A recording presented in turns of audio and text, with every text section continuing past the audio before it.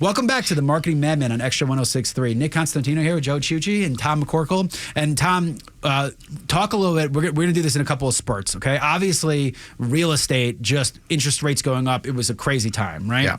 Let's get this one out of the way. So I got lucky. Everyone told me don't buy during COVID, and I was like, cool. So I bought during COVID at a 2.6% interest rate. I bought a house in by Northlake that was $500,000. That's doubled in value in 4 years. Like, so they were all wrong, as people usually are. True. But talk about the disruption and talk about, because one of the things I found, like mortgage companies, they were all raking in the dough, and instead of putting that money away to advertise when times are slow, they all just declare bankruptcy. Real estate agents, everyone entered the field. Now they're all dying and wondering why. Talk about what you're seeing out there now with the interest rates being so high and how that's coming off of COVID. You know, the rates they're adjusting every day. And I think the thing I tell all my clients, and I think most realtors do as well, or should, is the time to buy is when you find the home you want. Yeah. You know, the rates are going to come and go. You can always refinance. We're not going to see the rates in the twos again. So good for you for not listening to everybody during COVID and buying, because that 2-point rate is not going to come around again. Yeah. That's also why nobody's selling. Exactly. Because everyone's locked into these low rates, so the chance of them selling, of you finding your dream house has gone down too. And, so you have to move that much quicker. You can sell and move into something smaller, but you can be paying the same amount of price. You know, your monthly mortgage is going to be the same because of interest rates. So we watch them closely, but at the same time, it's kind of like watching the stock market. I don't live and die by watching what the market's You're not going to time either. Yeah, if you think you're going to rent for a little while, then buy what it's high, you have no idea. No. Human nature and psychology of people is so screwed up. Everyone that's tried to make a prediction, they all tout about, oh my God, look at that, I made the prediction. Yeah. But no one talks about how much they fail. Just like I always win at the casino, because I only tell people when I win. I never tell people when I lose. The house always wins. The house always wins. They're smarter than you, I promise. They are. And it's an interesting one. I'm more concerned to talk about, talk about Coke a little bit. Yeah. Talk about just why they are so renowned. I mean, obviously, we're going to look back, and the word is starting to come out now. I'm seeing all these comparisons on social media, like can of beer, can of Coke. Why is this one being put a government warning that says it's going to cause cancer when you look at this one, right? 6 cans of Coke a day is going to kill you way before 6 cans of beer are going to. You're not on their payroll anymore, right? No, I'm not. I haven't been for a long time. As long as I'm not hearing you say that. They're not going to come after me. How was it the company mystique? Was it their training? Was the instructor? Why is it so synonymous with success in business? You know, I think, that goes back way, way long ago from the history of the company and the success it has as a brand. You know, the brand Coca-Cola is global, and it always has been. And, I grew up in a time when, Diet Coke wasn't a big thing. Everybody drank Coke, and it was just the thing. And growing up in the South, it doesn't matter what soft drink you're drinking. Do you want a Coke? Yeah. So, when I got that job, is it cheer wine, right? Cheer wine? Yeah, exactly. So, the thing is, I was just so proud to work for the company. Yeah. And things changed. Roberto Gozueta, who was a longtime CEO, super successful, passed away during I was there. They named the school after the business school at Emory, right. And that was, you talked about culture earlier, and he had created a phenomenal culture at the company. And so everybody was proud to work there. Everything was, clicking along great.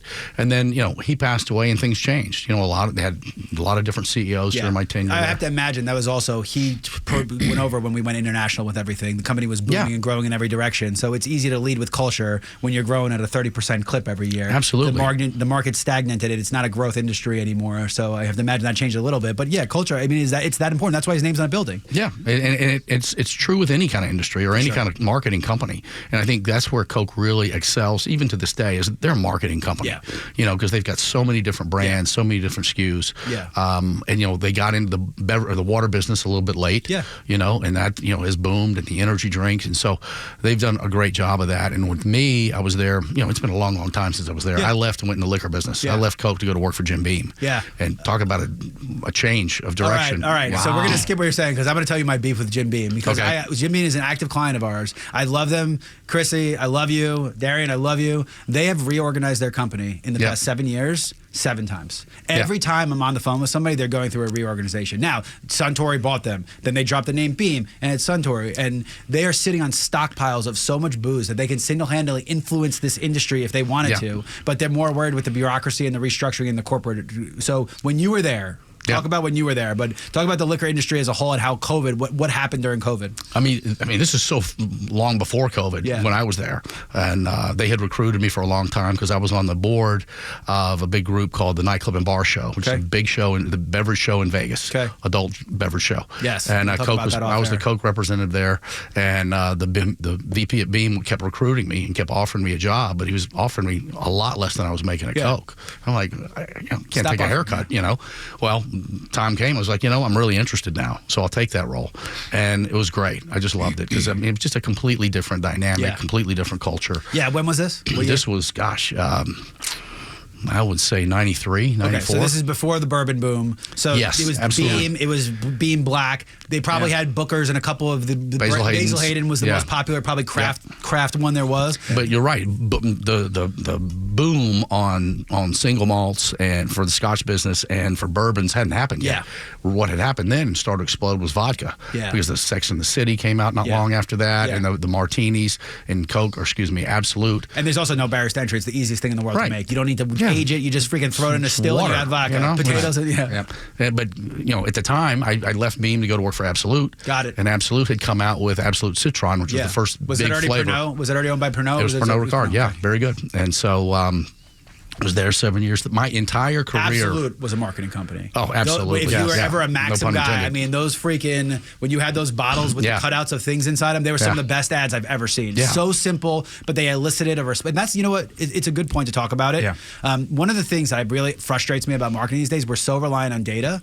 Data can never show an emotional connection. And I was underage, right? I was, I was drinking since I was 14, but we'll save that point. But when I looked at the Absolute ad, I'm like, holy crap, I think I'm going to go buy Absolute. That looks like what I want to do. I want to drink and have all these pretty women around me in a freaking circus safari and neon green. This is what I want. People used to keep the empty bottles in college. I did it. I have glow lights in it. But that has been removed from it now. It's not about emotional connection. It's about data points. And you cannot, and Coca-Cola, you don't see Coca-Cola. We have 64 data points to show this. They show images of things that you love. And I think that's what's been taken away from marketing.